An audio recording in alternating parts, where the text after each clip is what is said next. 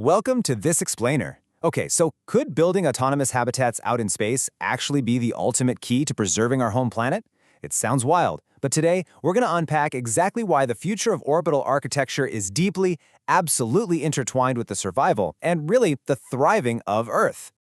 Let's dive right in and tackle the most common philosophical objection head-on. You know the one, why spend money on space when we have such pressing challenges right here on Earth? And look, it's an incredibly fair question. When we're dealing with environmental, social, and infrastructure issues right outside our front doors, why in the world should we look up and invest billions in the stars? Well, this quote from 1968 brilliantly highlights a major paradigm shift. Expanding into space isn't an escape plan, it's an aspirational mission to protect our priceless planet. When astronaut Bill Anders took that iconic Earthrise photograph, he pointed out that, we came all this way to explore the moon, and the most important thing is that we actually discovered the Earth.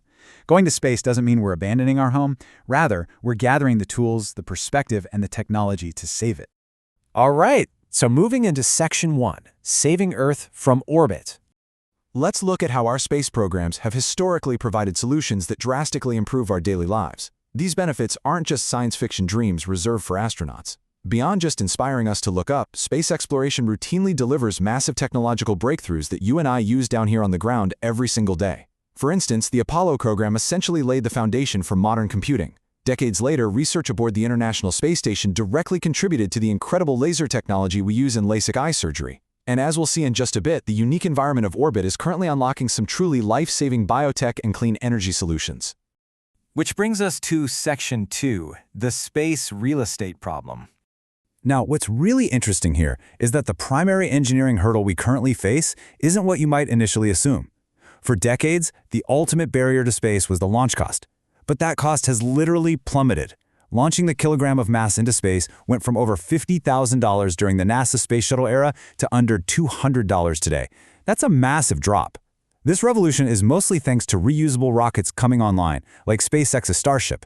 The launch industry has basically become the FedEx of the cosmos. If you can ship a package around the world, well, you can now realistically ship it to space.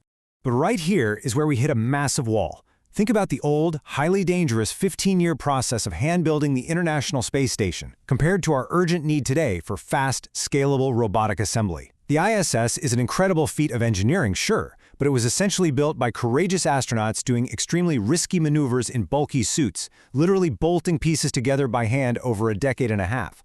That method simply doesn't scale. Plus, the ISS is aging, it's cramped, and it's scheduled to be decommissioned and splashed into the ocean by 2030.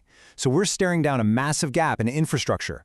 So the crucial takeaway here is that the bottleneck isn't rockets anymore. It's real estate. Right now, we only have room for about 14 humans in orbit at any given time. Think about that, just 14 people.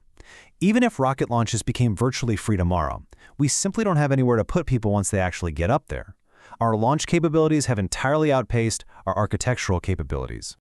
Let's move on to Section 3, Self-Assembling Space Legos. To solve this massive real estate problem, Ariel Ekblaw and her teams at the Aurelia Institute and MIT developed an ingenious solution called Tesserae. Now, don't worry about memorizing that massive acronym. It simply refers to modular, self-assembling habitats inspired by biomimicry. Think about how proteins self-assemble in nature, and the brilliant geodesic domes conceptualized by Buckminster Fuller. It's a completely new paradigm for orbital architecture.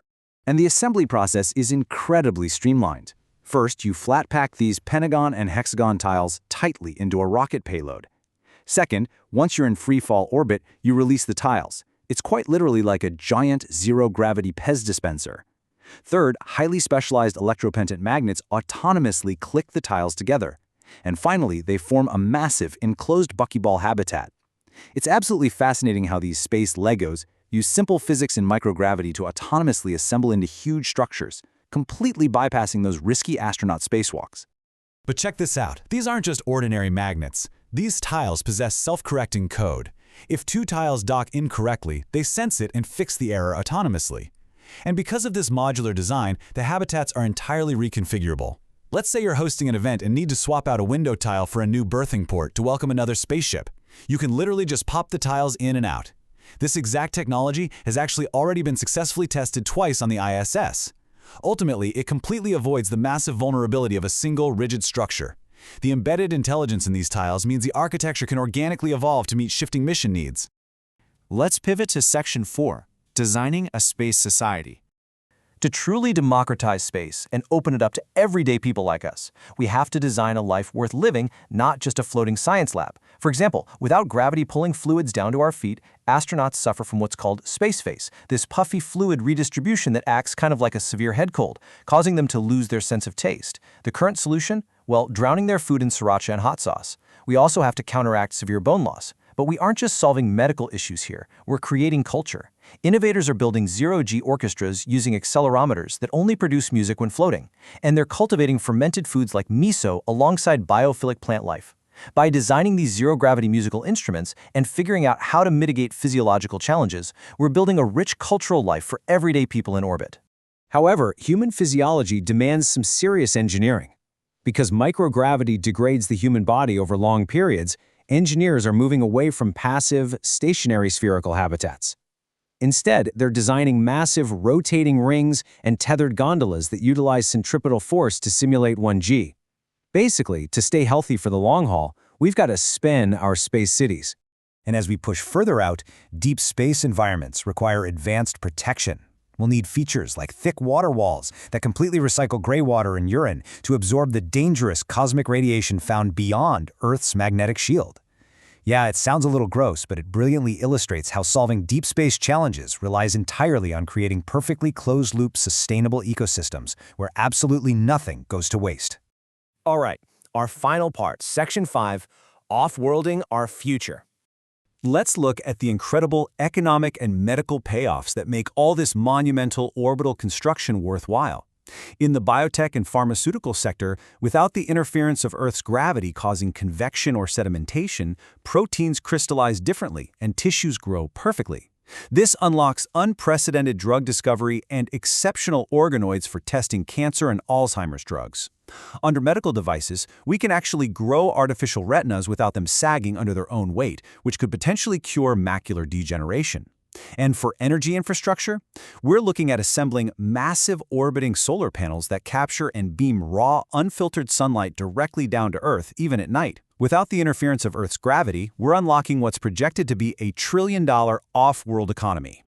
All of this incredible innovation points back to a profound idea from Ariel Ekblad: off-worlding the heavy industry. We could let Earth recover as a garden planet for generations to come. By moving our most taxing, resource-heavy, and polluting industries into orbit, we allow Earth and its incredibly delicate biosphere to heal, recover, and thrive. We aren't off-roading the humans, we're off-worlding the heavy industry.